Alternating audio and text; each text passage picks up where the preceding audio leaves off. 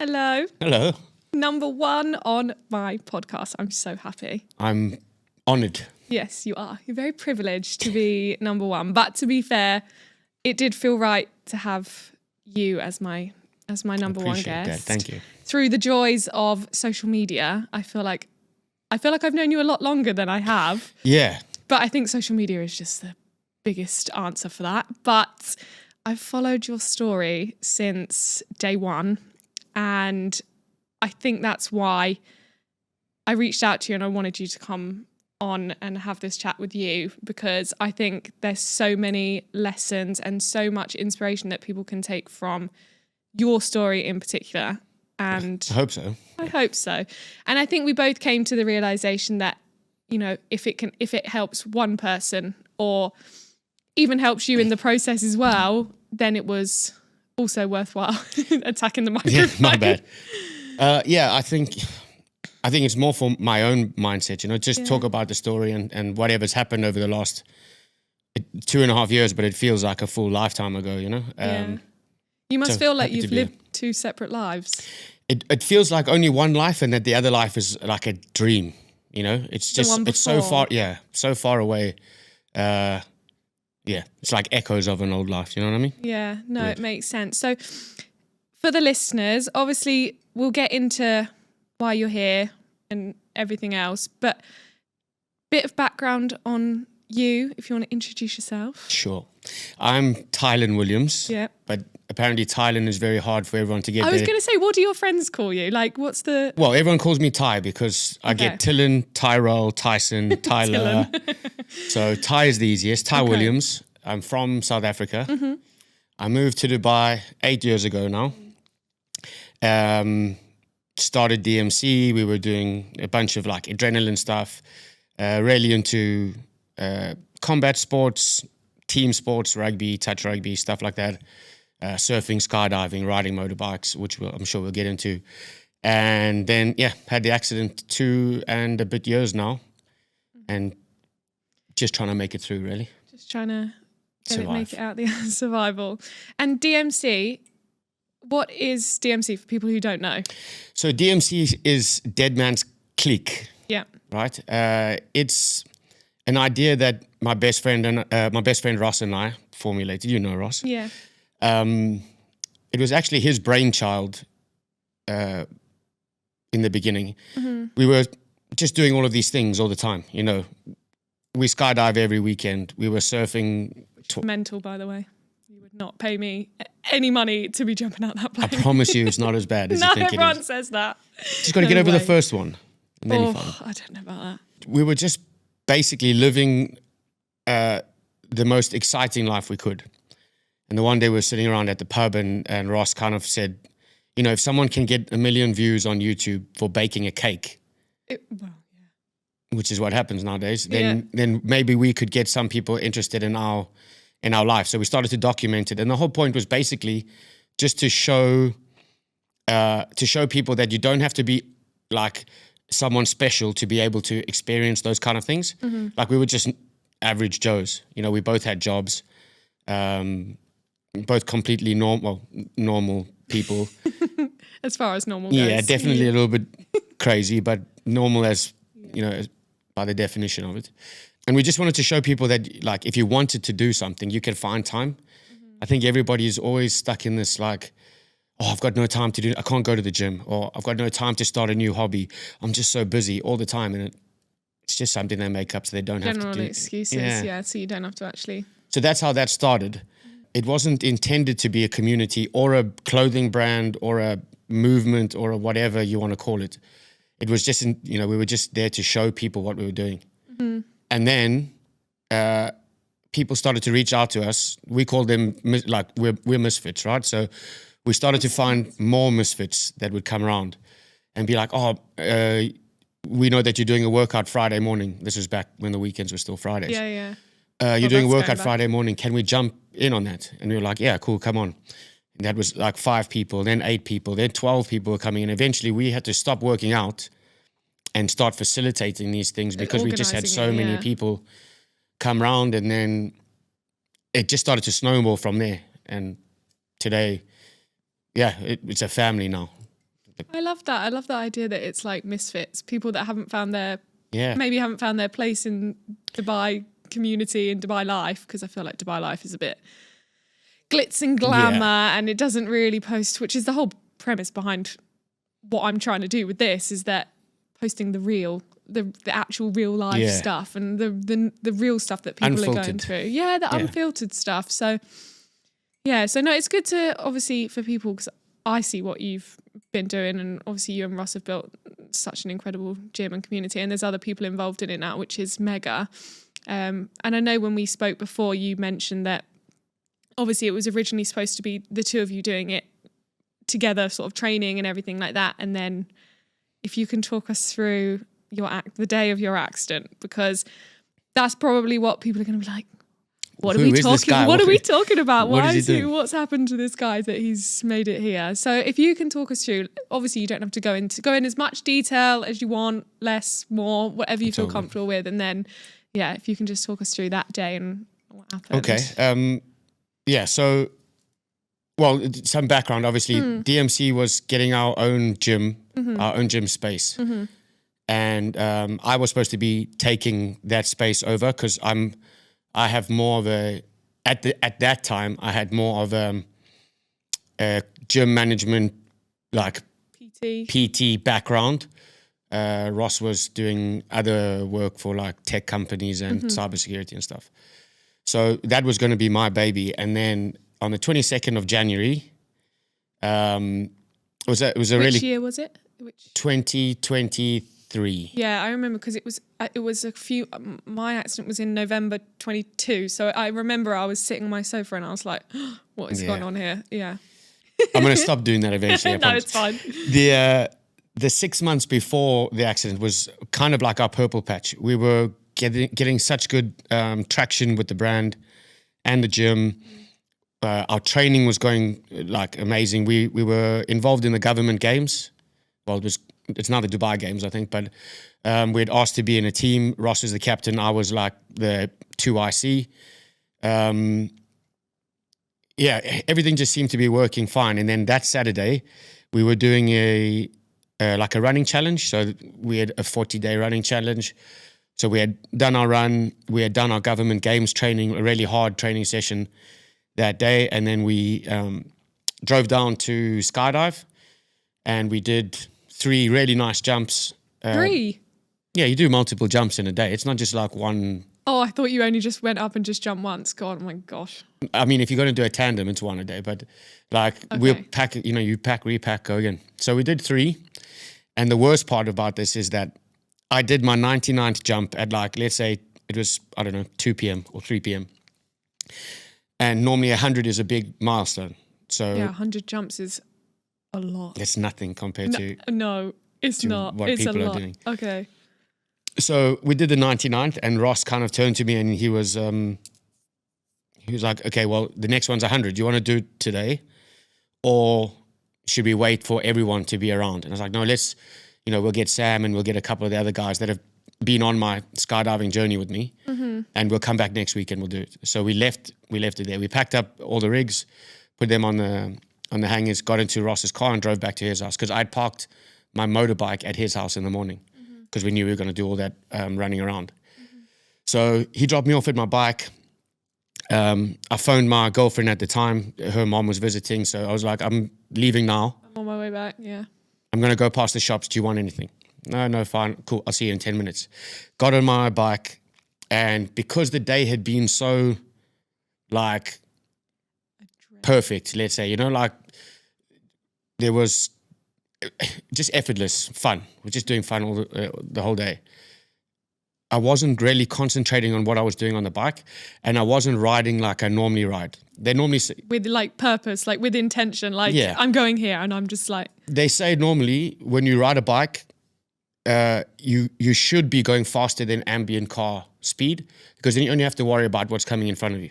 Okay, so you don't have to worry about what's behind. Yeah, and I wasn't doing that. So I was super chilled. Sunday driving on a Saturday? No, it was a Sunday. Oh, was it Sunday? Sunday, okay. 5 p.m. And I was kind of like, I was focusing on my mirror because I know, what like drivers are like. They race up and cut in. This is my biggest fear. like all of these things. You have no, like the driving here is out of control. Well, Yeah. you can apparently vouch so. for it. Yeah. Like it's something else, but that's... Yeah, so I was focusing on this mirror because I knew that at this specific point where we were, it's one of those like cut-in areas. And I had music playing in my helmet and I was chilling. And then I looked up into the road at one point, and as soon as I looked up, there was a delivery rider that was in my lane. It must have been not even 10 meters ahead of me. On another motorbike? On another motorbike, yeah. He had literally gone straight across the lane. He was 90 degrees to to the direction we were all going. To save time, or to like... Yeah, he was trying to cut through... I won't explain the whole, where we were. The road layout. Yeah, but basically he had come straight across my lane so he could get to an off-ramp that would save him like 3 minutes in his journey. But he had to cut between police cones to get there. So it was completely illegal, like where he was. And I saw him too late. I slammed on brakes, but I had to keep the bike upright. I didn't want to slide. So I couldn't really anchor brakes as much as possible. And as I was sliding, I hit the back of him, and then I went over. And I pretty much remember the whole accident, but apparently the car behind me obviously didn't stop, and that they went over me, which I didn't feel, but I was also in my helmet. So I don't know. There was a lot of stuff going on at the time. And then, I remember being in the road thinking, holy shit, I'm in the road. I got to get out of here. Mm-hmm. And I tried to get up to run, and just from here down was just so heavy. It felt like people had just... Something was crushed on you almost. Yeah, packed weights. Or, like when you got a heavy blanket over you. It felt like that, but times a million. So I was dragging myself in the street to try and get out. And some guy ran over, and he just kind of put his hands on me and was like, hey, man, just relax. Traffic's fine. You safe. Just chill. And I didn't realize it. I didn't know that was going on at the time, but my watch alarm was going off. It was like crash detection. Apple have a... Oh, like an Apple Watch with like your emergency Apple contacts Watch and stuff. Wow. So my alarm was going off, and what it was basically saying is, you've been in a major accident. Do you want us to phone the police? Wow. And I didn't have any energy to look at it, so I just let it do whatever it did. And it phoned the police, and it phoned the emergency services, and it sent a location of where I was. And the ambulance came. I passed out at some point between that and when they came Probably to get me. Shock, pain. All of the above, I think. How incredible that there's technology that can do that now. Yeah. And without you actually... Did you know it could do that? Did you set it up to do that? Or is it like... I bought the watch for that because... For that reason. I didn't have a car at the time. I was riding my bike every day. It was my mode of transport. And... statistically, the more you ride, the higher your chance of an accident is, right? Mm-hmm. So I sold my Garmin. It's not a punt, by the way. I'm not sponsored. Being paid by Apple. I sold my Garmin, and I bought the Apple Watch, the series. I think it's from series 8 onwards, where they have crash detection, and then you set up your emergency contacts. And then, so at that point, it was my mom who was in South Africa and my girlfriend. And they both got text messages to say, Tylan's been in an accident. This is where he is. With the location pin. The location. And every time I moved a certain amount, they would get another message to update where my... That's how they found which hospital I was in. That is actually quite incredible. I need to remind myself to wear my watch. I know we've spoken about that before. I know I'm really bad. And I bought that watch for many reasons. One was it's got an ECG machine on it because I've got a heart condition, and at hearing those things, I ride horses, so having something like that, there's times when I'm riding at the stables totally by myself. Imagine. Exactly. There's so many good applications for it, like skydiving, or when we were riding in the desert. If you have a big accident in the desert, no one's going to find you. No one's even going to know. So that's kind of like why I did it. So from that point, obviously, you got taken to hospital. Yeah. Which hospital? Mediclinic. You are in Parkview. Parkview, yeah. Buddies. Yeah, we buddies. We buddies. I think we've spoken about this briefly in the past because we went to the same hospital, had the same neurologist, and saw probably all the same doctors, same trauma doctors. Probably in the same ward as well afterwards. Yeah, probably. And then after that, we went to a similar neuro rehab centre. So we've been through it. Yeah, a bit parallel. So just the first few days in hospital, like when did you find out? Like how early did you find out the diagnosis? Did you know straight away? Like did you know deep down, or were you waiting to hear from the doctors? Like, what do you do in that moment? You know. Okay, so I passed out on the road, remember? Yeah. And then I woke up again at some point when they were cutting all my clothes off in the street. Of course. That was the thing when I had my accident with the horse. They started cutting off all my clothes, and I was like, "Do you know how expensive this stuff is? You cannot cut this stuff." Mine wasn't that expensive, but I was more worried about just being naked with my junk, out on the side of the 311. I'm just lying there. I was going to say, where was the accident? That was 311 by Sports City. Where there's that slip road that comes. That is lethal. That part of the road. So bad. So bad. So that's where you were. Okay. Yeah. So you passed out in the road. They're cutting your clothes off. They're stripping me naked in front of all the passing traffic. They put me into the ambulance, and it was inside the ambulance when I thought to myself, like, shit, I am in a bad way. They were talking to people that, you know how they don't remember that you're a human that's on the thing. They're just shouting at each other. And they're like, what's going on? Abdominal, he's doing abdominal breathing, he's internal bleeding, there's this, that, the next thing, open fraction, blah, blah, blah. And I was just lying there thinking like, okay, I'm probably done here. Like, this is probably it. Oh, you had that thought? And then I was like, okay, well, there's nothing I can do about it now. Just chill. Just a lot of shock, I think. And then I must have passed out again because I remember waking up in the like trauma room of Mediclinic, but there was already people there that I knew. So like, you must have been so confused. Yeah, I didn't understand. My buddy Sam was there. Lydia, my girlfriend at the time, was there. Then her best friend and her boyfriend rocked up. You're like, and there was just like a million people all over the place, and everyone's. You know when people know that something's wrong, but they don't want to tell you, or they don't know if you know that something's wrong. So everyone's being nice. And like too nice and like uncomfortably nice. Yeah, and you're making like, little jokes, which is cool because... You need that at that moment. They think that that's what you need. And deep down it probably is. Yeah. But like also you're like, can someone tell me what is going on? Well, I think one of my earliest memories of that, I must have, again, been in and out because they had me on morphine and whatever. They must have scanned me already, and then when I was in the room, the surgeon came round and was like, "Look, buddy, 0.01% chance that you'll get up again." And I was kind of like, "Sure, I've been injured before. I'll do this again." Very kind of, I don't know if it's stubborn or if it was my ego, but I was. A bit in denial. Rubbish, man. What are you talking about? I remember Ross came in and he was like, "You're in a real fight now. Like, this is the hardest thing you're ever going to do in your life." And I looked at him and was like, "Man, I'm going to make this look easy. Don't even worry about it. Like, don't stress. Let's not change our plans. I'll be back before you know it." And yeah, it turns out that it's a lot harder than I made it seem in the beginning. The initial weeks...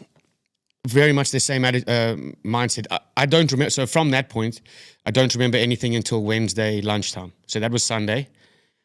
I have no recollection until after my second surgery on my arm and my foot. What were the obviously spinal? Yeah. Which vertebrae are you? I'm T6, T7. Okay, so mid. Yeah. Spine-ish. Just above this big.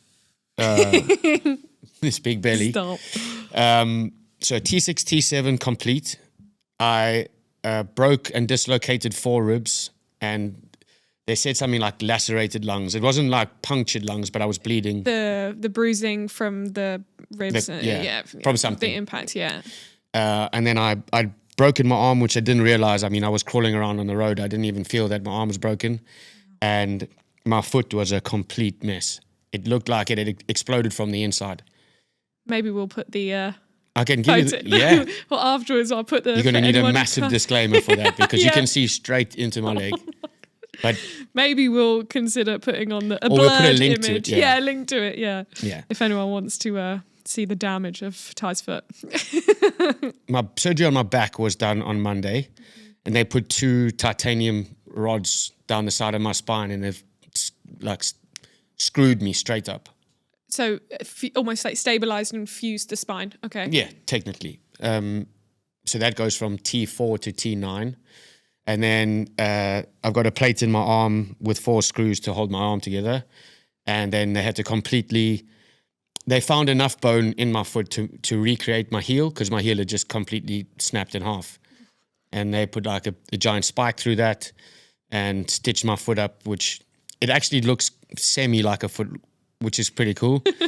But they said I got really lucky, because an accident like that, an injury like that from being on the road, and it was so open, they said like 95% of people that have that injury suffer from bad infection and a huge number of complications afterwards, and I didn't get any of it.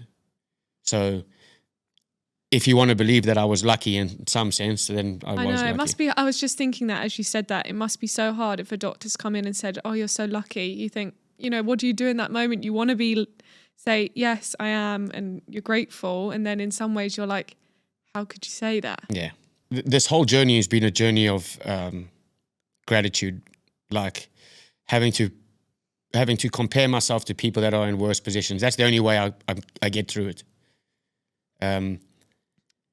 So yeah, I mean, I'm sure we'll talk about it a little bit more later, but the whole kind of, I was in Thailand for an operation on my back. I saw that. Yeah, and there was a lady who had broken her neck doing something, and I wheeled past her, and she was like, "Oh, oh my God, you're so lucky."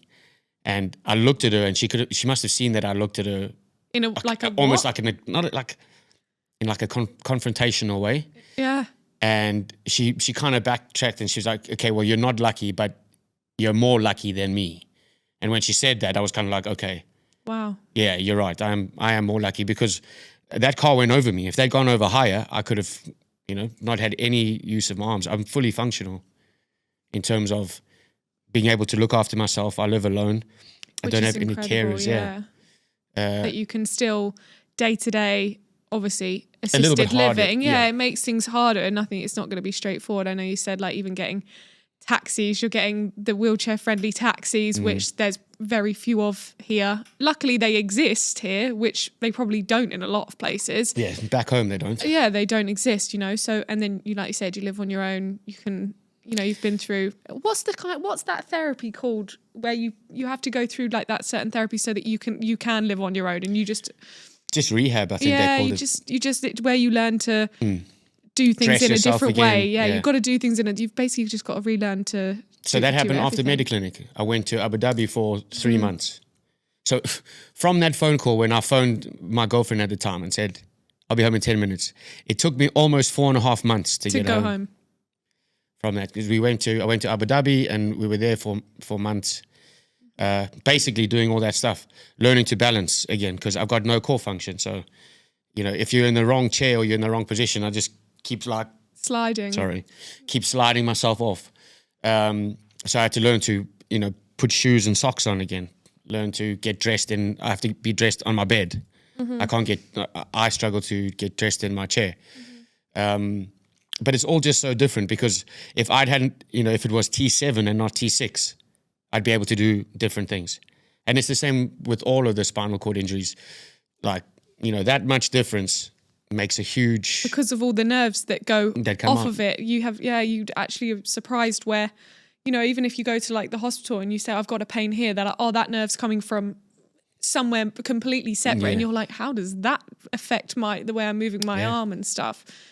My God, it is a bit insane. I mean, obviously a huge adjustment for you. And I know we spoke about those big changes. In terms of the people closest to you, how did they handle things? Because I know it's a bit of a, selfishly in the moment, you're probably like, this is about me and how I'm dealing with this. But then I suppose when you look back, you can be like, that was actually pretty tough on everyone. I mean, how did they handle it well? Was there times when you're like, you realize people who were closer to you and people that weren't, you know, I think that's something that's quite key. Yeah. So if people were struggling with it, they did a great job of not letting me know. I mean, I know it affected Ross emotionally. Of course. And Jim and Sam, you know, but everybody closest to me. Lydia and my mom and all that stuff. But they were always so strong about it. Like they were all super supportive and that kind of stuff. There were a load of people that I expected to be there for me. I mean, that sounds so like selfish, but I expected them around. It's true. You have people there you think, oh, no questions asked, they would be there. And I would have bet on them to be there. Yeah. Do you know what I mean? And they evaporated really, really quickly or showed up like a year late.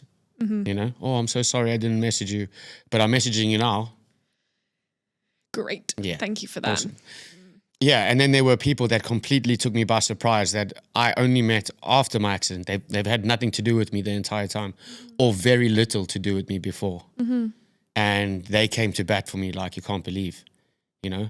I had strangers that were donating money to me through friends that they had heard about the thing. So it was all really like overwhelming, you know, the support. And without everybody's support, I wouldn't be here.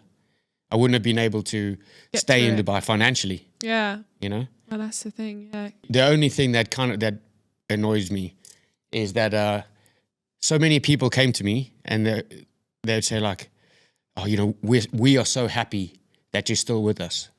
You know? When I was in hospital or when I had just gotten home and I was in such a dark place. It was coming back from rehab, being in hospital, no problem. Well, problem, but not necessarily problem. Being in rehab, problem, not necessarily a problem. Going back home, where you've got to try and integrate back into the old life, and you're seeing motorbikes like in the like through the taxi window. It's a bit more of a reminder. Yeah, of what you can't do. Yeah, or can't do at that point. And then you got somebody saying, "Oh, you know, I'm so happy that you're still here." And I used to think to myself, like, how selfish is that statement? Just so that you don't have to be sad, I've got to struggle for so long. I know, it must be so hard in that moment because you know they don't mean it in that way, but it's just you hear something and just think, hang on a minute, that's not how I feel about it. Yeah, that's not fair. It's just not fair. That's how I said it at the time. And I mean, I'm glad that I didn't die, but there are days when, you know, that wouldn't have been the worst thing that could have happened to me. And it was struggle. It's a tough battle. I mean, I can't imagine obviously what you've been through, and I think what you said is so poignant. It does sometimes just come down to that perspective, you know, when that lady looked at you and said, wow, you're so lucky. That must have been a moment for you where you just thought, wow, that woman, she actually would kill for me, my position, where I am. And I hate, you know, like, and sometimes you're like, you look at a million other people and think, I would give anything to be able to do that. And I think that's why I love, and we'll come on to it at the end a little bit once we've finished with this stuff, but that you've started the Movement is Privilege stuff, because I think that is so, you know, how many people do you see, you take everything for granted, but it's like it comes down to the absolute minimum. You know, I struggle with why I'm doing this podcast is because I have realised I feel so much more connection to people who have gone through trauma of some kind. And I use trauma in that phrase because everyone has a different version of what trauma is to them. You know, there's different levels to it. Someone might say they've been through trauma and someone else goes, that's nothing. Yeah, you know? You've only been through the worst thing you've ever been through. Exactly. Right? The whole movement is privilege thing is like, it's not about like the big stuff. You know, we were talking about running marathons and 100 miles and 100 kilometers and this and that and the next thing. I started Movement is Privilege not because of those big things, but like those same people that we were in Thailand, they can't brush their teeth by themselves. Do you know what I mean? Or they've got no privacy because they can't handle their phone. So they've got a carer reading their messages, talking to them, and then typing the message. Like there's just no privacy. So that Movement is Privilege, what everybody takes for granted. is the real privilege, not the Yeah. big things, the skydiving. But I think that's where I was trying to go with it. Is that like people do just take things for granted all the time. Like someone said something to me the other day, like, "Oh, you take for granted." Someone had COVID the other day. I am coming back to this. It does make sense. Sorry, but what a blast from the past. And they had like a really awful cold. You know, when you're so bunged up and you're like, "Oh my god, I forgot how much of a blessing it is to be able to just breathe normally, breathe through your nose." Yeah. And then you get your like smell and taste back and the cold goes and you just forget all of a sudden. Instantly you're like, forget and then you it. get a cold again. You're like, "Oh, I can't breathe. This is awful." And it's like, even you just take for granted the fact that you can just breathe normally, you know, and The smallest such things. reminders that. Like even when we came in, right? You had to help me with the coffee because I Yeah. can't hold and move Yeah. at the same time. So yeah, the whole movement is privilege is just basically about that. Just getting people to appreciate what they have, but we're taking an active lifestyle approach, like events, and we've got a big event that we're planning next year. But it's basically just to kind of get to people like, stop moaning about what you can and you can't do. Stop moaning about, I don't have time to go for a run, or you get to do that, go do it, or shut up about it. Yeah, I learned something when I was going through all my neuro rehab stuff, and it was that you have to replace the word "have to" with "get to." Yeah. Not, "Oh, I have to go to the gym." No, I get to go to the gym. "Oh, I have to go to work." No, I get to go to work because I'm healthy enough to do so. Like all these small things, just replace the word "have to" with 100%. "I get to." And it's an absolute game changer. I said something the other day and it's like, oh, you know, when people moan about like, "Oh, I have to go pick up the kids from school." You bust your ass to have a child. Yeah. You know, you get to go and pick up your child from school. You And should be some so people would grateful. kill to be able to do that, you know? You know, "Oh, I have to go back and I have to spend time with mum and dad because they're here on holiday." Some people would kill for half an hour with either of their parents. Exactly. God forbid, you know, like I think it is replacing that perspective and replacing that mindset with that. And I think sometimes harder than others to find that in you. It takes practice, I think. Like if you only do it once or twice, it doesn't stick. You have to really be conscious of like being grateful for what you can do. I started doing an extensive journaling. Like I went through that process when I was in hospital because I had nothing to do.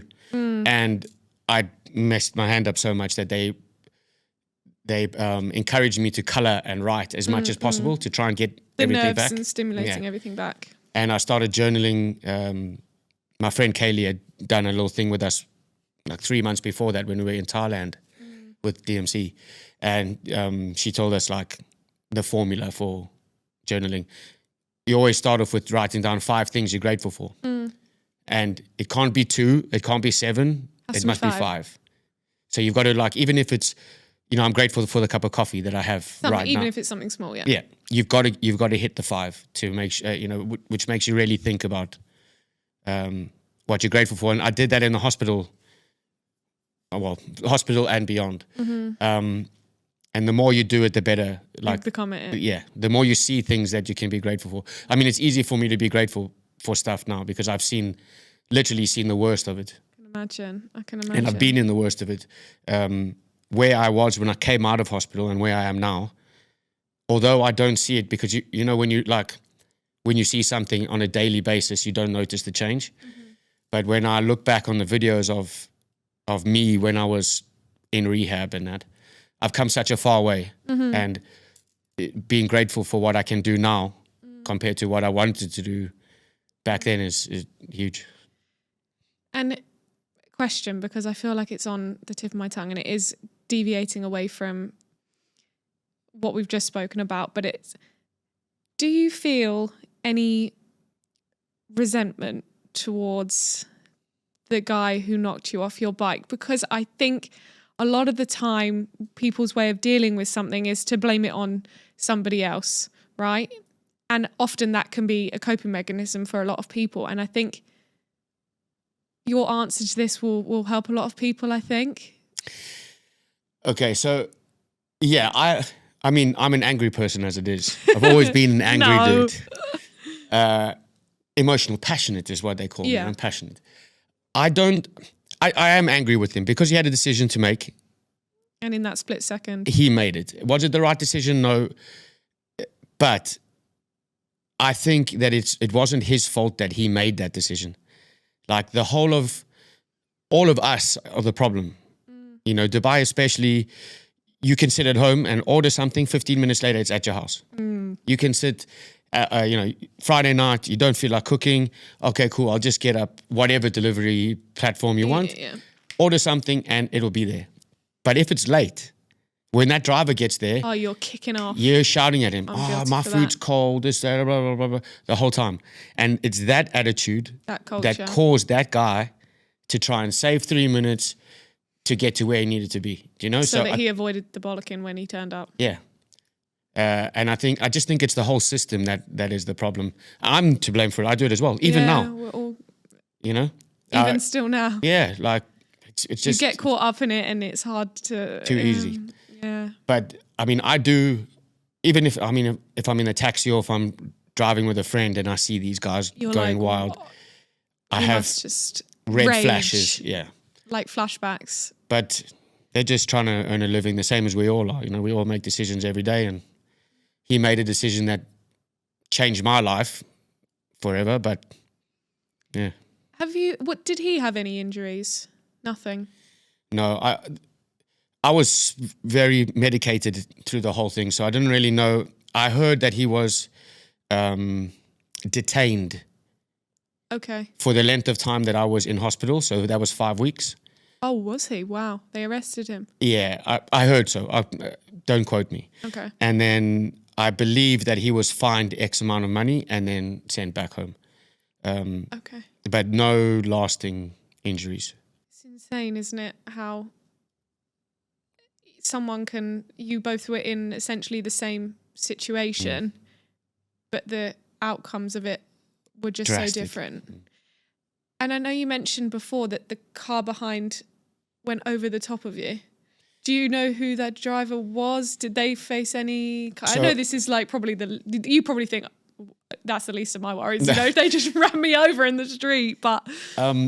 So I don't know 100% whether that happened or not. Like I said, I don't remember feeling anything like that. I remember a moment when that could have happened. I remember I jolted on the floor and my visor got torn off my helmet and then there was just loud noise and stuff. So I think that's when it happened. But why I say that is because the doctors at the hospital said that there had to have been a second impact. So from my first accident, from hitting the bike and going over, the damage to my body would not have existed. Maybe my arm, something like that, you know, falling down onto the ground. Could have broken that's your impulse reaction. Trying to grab, stop for something. But they say the damage to my back is impossible without some kind of second impact, is what they call it, the second impact. So I don't know 100% if I was hit or not. I don't remember it. According to them, they say I was, but nothing's ever happened with that. Wow. But that's texting and driving. You know what I mean? If that's what happened. The simplest 100%. Thing. Yeah, you look down for a second and how guilty you run over a guy, yeah. How guilty are we all of doing that? I don't think if there's one person that listens to this and says, I've never once gone on my phone whilst driving, yeah, correct. Because we're all guilty of it. And I can be, maybe bleep this bit out, but I can be terrible for it. You know, it's a real habit and, you know, it's something that we've all got to stop doing. I mean, especially if you're on a motorbike, there's none of that. You can't even got enough hands. You'll be surprised. I mean, really? I've seen... Wow. I know Ross and I have, we'll be riding down to somewhere and you pop your phone off the mountain, take a video of the two of you doing something and then pop it back on. But we're also idiots, so don't listen to us. Don't try that at home. Don't do that. Yeah. It's all about making one decision that ruins. Yeah. Any plans to skydive again? 100%. Wow. Definitely. I need to do my 100. I was just about to say, because I know earlier you mentioned about, that sat with me for a minute. I didn't respond to it at the time, but I think there's something so poignant about the fact that, do you wish you did that jump? There are so many things that day I wish I did. Like, if we had done 100, I wouldn't have been in the road. Oh, it makes my eyes water. On the way home, so I remember I told you we were doing the running challenge. Yeah. And during the running challenge, it was a no booze challenge. Okay. as well. So DMC going sober is the biggest challenge. Never mind the runs. Just not Drinking for 40 days consecutive. That's a lot. I know, that's a long time. Yeah. And after that day, when we were driving back, I looked at Ross and I was like, Pint. fuck, I could go for a drink now. And Ross looked at me and he was like, I could also have a beer. But we said 40 days. And I think it was 22 or 25 or 30 somewhere. Yeah. We were, he said, I'm thirsty. But we said we weren't going to do it, so we're not going to do it. And also, for some reason, the way I went home that day wasn't the same way I would have gone home from Ross's house normally. So there's like 3 or 4 different things that happened that could have happened that made me not be on at that point of road at that time doing whatever I was doing. And I killed myself for ages about that. I can imagine. Sleep. I don't sleep at the best of times anyway, just because I'm so uncomfortable and stuff like that. But I used to just think, man, I'm never doing a sober challenge ever again in my life. Wasn't worth it. Sober challenge is why I'm here. If I'd gone for a beer, I wouldn't have been on the bike at all. I would have left the bike at Ross's house, taken a taxi home, would have been fine. But then somebody else said to me, how many times do you think you've made decisions that saved your life from before that accident? Because we were riding fast and aggressive. Interesting. I see what you're saying. So like, what if I'd have done that extra jump? I wouldn't have been there. Yeah. But like, how many times have you done that before the incident where it would have saved you? Yeah. And if I had not had that accident, I think something worse would have happened to one of us afterwards. Do you think you guys have, because I know you do extreme activities. I'm talking like obviously the motorbikes, which is quite crazy Radical. as it is. Skydiving is not without its risks. I mean, I horse ride, which is still That's probably up there. more dangerous than skydiving, to be honest. Really? I reckon if you took the numbers, I think so. To be fair, at least the parachute hasn't got a brain of its own. It can't just go, nah, not today. Yeah, exactly. It's literally it is essentially like that. But then I think, do you think you guys have calmed down a bit? Like have they taken sort of gone, oh God, maybe we should take a chill pill? Or it's no. I think directly after my accident, I think for like this, maybe the 6 months after, there was definitely a patch where I didn't hear of because I was locked away for ages, and I haven't ridden with them. So I don't know. I think immediately there must have been a patch where everyone was like, that's really close to home. We need to chill out. But again, if you're not riding fast and you're not riding aggressive, you're actually less safe. It's true. They say that like that's why people fail their driving test when they're being too cautious. Yeah. Sometimes being too cautious causes more problems. Yeah, so I see that side of things. And just by the nature of the people that we are, like, if we're going to go, we'd rather go fast than slow, I suppose. Yeah. So the plan is to do the 100th jump. Yeah. But tandem, I would assume. Yeah, I want to. I need to reach out to Skydive. Maybe if anybody from Skydive ever picks this up, give me a guys, let's make this one happen. Yeah. Sponsored by this podcast. The problem is tandem jumpers don't really like having other people around. And if it's my 100th, I want to have loads of people. So if we can organize that I'm strapped to somebody, a tandem instructor, hopefully someone who's really good. Yeah. But they allow Ross and Sam and a couple of the other guys. Experienced. Oh God, I'm doing it now. Yeah, it's contagious. To jump with me, then I'll definitely do the 100. Hopefully this season that's coming up now. That would be a very emotional day. Yeah. Definitely need a pint after that if we do it. Yeah, 100%. I think maybe one on the ground waiting for you would be on the grass. That would be good. Would be ideal. Yeah. In terms of a bit more sort of, obviously you talk very positively about things that, opportunities that you've had since, and I know you're thinking about doing all these events and things like that, but has there been any sort of moments or opportunities that have come around and you thought, there's no way I would have either, number one, put myself up for that prior to this accident, or, things that you've got the opportunity to do without going through this type of thing? If you know what I mean. I know what you mean, but I don't think that I've gotten an opportunity because of it. Because of the accident, but I think that my story is relevant to people, or let's say my profile has been raised slightly where people now care about what I have to say, as before I was just mumbling rubbish at people at pubs. But I do think I have an opportunity to make people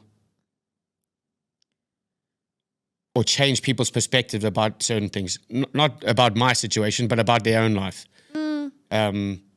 And I normally do it in a joking manner, like somebody will say, "Oh, my legs are so sore," and I'll say, "Oh yeah, mine too." Like, no, honestly, I was speaking about this to somebody else. It's like when you and I caught up last week, and we were in the reception, and that girl that you knew, she came in and she was sweating, and you were like, "My God, why are you so sweaty?" And she was like, "Yeah, because I walked here. It's 40 degrees," and you were like, "Oh, don't rub it in."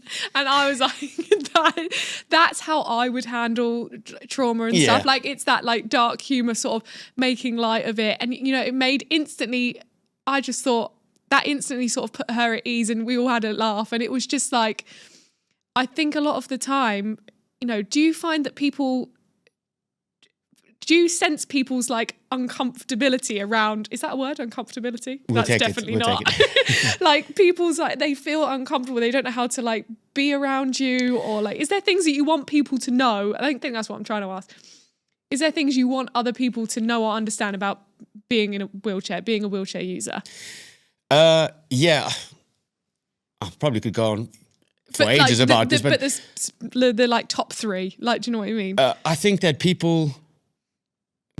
I think people have forgotten who I was before the accident, right? So, I mean, you follow me on Instagram. You know that we as a group of friends, we take the piss out of each other all the time. All the time. We're always memeing and tagging people and stuff. Yeah. But you'll notice that nobody tags me. Nobody ever hits me with it, right? They forget that I like to be like the brunt of the joke is also fine. Yeah. Rag me for it. Post a guy in a wheelchair that, I don't know, shooting down the road on 2 rockets. I don't care. Like, I don't care. Yeah. I wish people would just treat me more normally. Okay. If I drop something, there's 5 people there to like pick it up. Yeah. Or someone's always asking me to, "Oh, can I push you up the ramp?" Or if I need help, I'll ask you for it.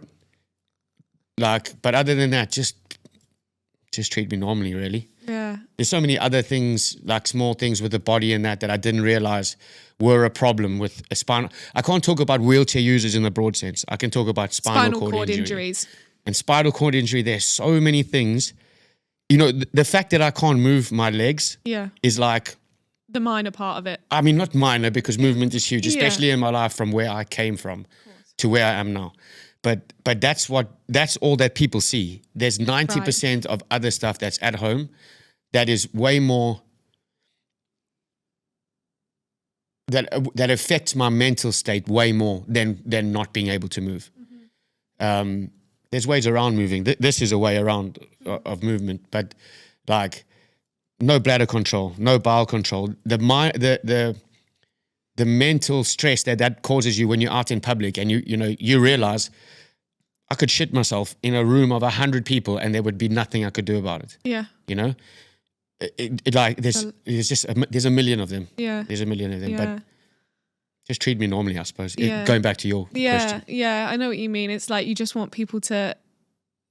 I like what you said. It's like you guys all do rip the piss out of each other, and I see what you mean. It's like you don't want to be excluded from the joke, and probably your closest friends know that, and they probably still do it. But they'll do it to my face, but I think they're too worried to put it on Instagram. Other people will be like, "Oh, that's a bit harsh." 3,000 people now seeing that you're ripping off some dude in a wheelchair. It's not a good look, but I would like it. I would appreciate it. Yeah, no, I totally get that. And I love that that's your mentality behind it, because that was one thing that sort of scared me about doing this podcast in a way, is that like some people, like I handle trauma in I think, or handle things that happen to me in that same way. My family are the same. We will always make light of something. Like we will always crack jokes about probably the worst things that have happened in our family, because it's our coping mechanism, and we've always been like that. But then when you we always thought it was, everyone did normal. that. And then you meet other people and they like really feel uncomfortable about it. And you're like, oh, sorry. Like, but also you want to be around your people. So if you do it and that causes people to shun, like I know I've chased away 1,000 people because of the way that I behave now. I mean, I behave the same now, but like I said, people listen to me more for some reason now. I don't know why. But I'm more concerned with having people that care about me So I don't mind making a joke. And if someone thinks it's crass or what, like, okay, bro. Then we're probably not going to be best friends. You're not going to enjoy being friends with me, and I'm not going to enjoy being friends with you. So let's just, whatever. Yeah, let's just enjoy. So I have this theory, and it's a bit of a strange one.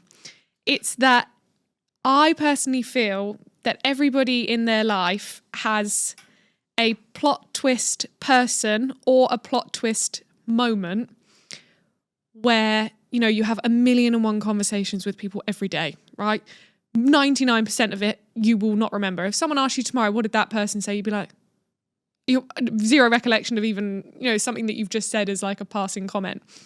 I feel like there's always like a conversation or a moment that you have with someone and it changes or it alters the perspective or the way that you see life. And that can be relating to the accident or pre or post that. Do you have that person or do you have that moment? You don't even have to mention their name, but like a moment where you just go, fuck, I never looked at it like that. And I know it's a big question. I think, I mean, like I said earlier, I've had so many people that I didn't know or I've knew on such a surface level really show up for me after the accident. And I mean, there's too many, no, there's not too many, there's actually only 3 or 4. But I won't mention them. Yeah. In case I forget somebody and then they're like, going to call me up on it later. Yeah. Yeah, you're going to get. But there are so many people that surprised me, either good or bad. And each one of, you know, in each instant, there's been like an effect on me. I've made some really, really good friends with people that only met me like this. And I didn't feel like people would find the new me to be interesting. Do you know what I mean? Because it doesn't add value. I can't go for a run with you. You can basically park me somewhere, leave, come back. I'll be in the same position. The conversation that stands out now, and it's more pertinent to my situation. I was going through like a breakup a while back, and I went out with one of my friends and we were having a bunch of beers, and I was complaining and I was blaming the way I was blaming my physical appearance for the breakup and this and that and the next thing. And the guy actually just looked at me and said, "Shut up. What you're going through right now is normal. People go through breakups, they feel like you feel all the time. You're being a bit of a victim. You know, you're being a victim. You're letting this control you. You need to take control of the situation, your own situation." And I think from that point, my mindset has changed and be like, I can't let what's going on with me now affect my mental state. That's the only way I'll get out of this. Yeah.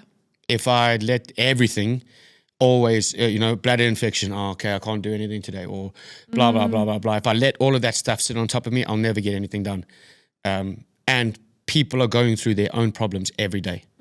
Like, I'm not special. My problem may be a little bit more complicated, but I'm not special. So I just got to knuckle down and go for it. And I think having those friends around you, you know, I would say I'm one of those friends to my friends. Yeah. Where, you know, you've got a friend that can call you out and say, hang on a minute, we don't do this. Yeah. You know, you can have your moment and you can have a cry. I'm a bit of a solution finder rather than the supportive friend. Yeah, I am a supportive friend in that, like, I want to be able to help and be empathetic, but I also then want to take it to the next stage and be like, okay, what are we doing about it? Because I can't bear people that just... You're a Ross. That's what Ross is. I can't bear people that just sort of sit and they're like, I have this problem, this problem, this problem. And I'm like, what are you going to do about it?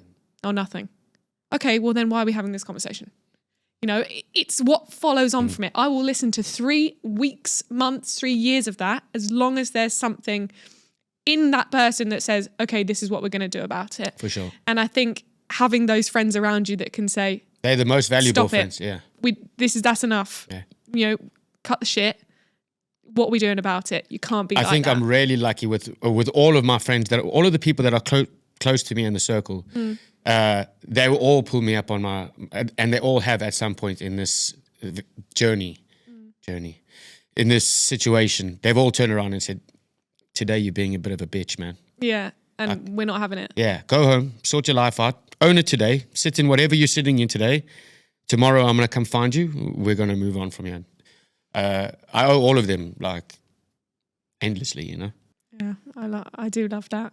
I mean, I know you've spoken a lot, and I think there's so much that people can take from what you're doing. So. And I think guys will, not to plug the gym and stuff like that, but DMC, honestly, the stuff that you guys do in the gym is incredible. Movement is privilege is honestly one of the best things that I've seen, genuinely, because keep a lookout for next year. We've got to do something really cool next year. Yeah, and I know you've got loads of events planned, and you do the 4x4 challenge and all of these things, so definitely people need to keep an eye out. We have a closing question on the podcast, all right? This is something so that much pressure. I hope it's something, try not to think too hard about the answer. I want you to say the unfiltered thing. Okay. Maybe, I mean, steady, but like the unfiltered thing that comes. And it's more the whole idea behind the podcast. And it's what doesn't kill you has made you what? Broke. No. No, but it's true. This has cost you a fortune, like physically, mentally, and financially. I can imagine. Yeah. Okay. My bank balance is worse off than I am, for sure. But no, I think grateful, or the ability to be grateful for less than what everybody else has. I like that. Yeah. I like that. That it's like, you know, you find you have a lot of things that you could easily be ungrateful for. That everyone can complain about something. And I think we're all guilty of that. I like that. I like that. Yeah, I think grateful. Grateful's my answer. I'll lock it in. I love that. Well, I'm so glad it was you to start this podcast. I honestly couldn't have thought of someone better to start with. And I'm not an honest, soppy person anyway. But it honestly, I think there is just so much from your story that people can take away from and envy you in terms of your mindset to it. And you've got strength more than you realise, I think. You maybe aren't convinced of it on days. Maybe on days you feel, you know what I am, but it's things like this that, allow me to reflect back on what I have done and be like, okay, you know, I'm doing it right. So many people are like, you know, I don't want to look into the past. I don't want to go there. But I felt with me is particularly looking back helps me move forward. Yeah. And that sounds so cringy, but it's that ability to be like, how do you know how far you've come if you don't look back? Yeah. Do you know what I mean? And then I want to be able to, in 3 years from now, go, wow, even from that point where I thought I'd come so far to there is I'm even a different person. And I also think it reminds you of what you're grateful for from back then as well. You know, I have moments where I'm like, it's a reminder. I couldn't even do that back then. Now look. And I'm like, I should remember to stay present with what I'm doing now because I wished every day back then that these are where I wanted to be. Yeah. Yeah. And then you can set a new level of goals, but making sure that you're happy with how far you've come. For sure. Being grateful for how far you've come, right? Yeah.